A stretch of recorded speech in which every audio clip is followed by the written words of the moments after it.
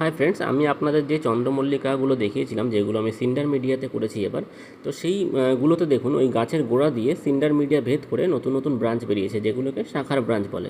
আর একটা কথা, এই ব্রাঞ্চগুলোকে যদি আপনি রেখে দেন তাহলে মেইন যে গাছ সেটার গ্রোথটা অনেকটা বাধাপ্রাপ্ত হবে। তার জন্য আমি তিনটে আলাদা আলাদা গাছ থেকে তিনটে শাখার ব্রাঞ্চ কেটে নিলাম।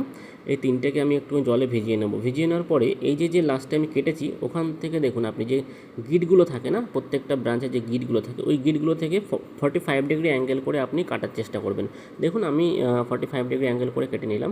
তিনটে এরকমভাবে কেটে নিয়ে আমি এবার করব কি, এবার এই একটা ঝাঁটা কাঠি নেবো। ঝাঁটা কাঠি নিয়ে এই যে বালিটা আমি ভিজিয়ে ধুয়ে নিয়েছিলাম সে তিনটে আমি এরকম হোল করে দিলাম। তিনটে হোল করে দেওয়ার পরে আমি এবার কাটিং এইড হরমোনটা আমি নিয়ে এসেছি, যেটা রুটিং হরমোন। এই রুটিং হরমোনটা আমি ওই যে ওই কাটা অংশটা আছে ওখানটা আমি একটু ভালো করে ভরিয়ে নেবো।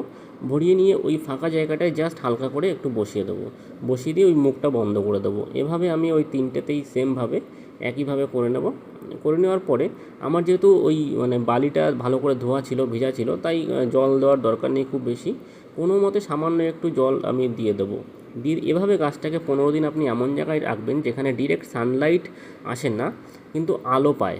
দেখবেন 15 দিন পরে দারুণ রুট ডেভেলপ করবে। ধন্যবাদ।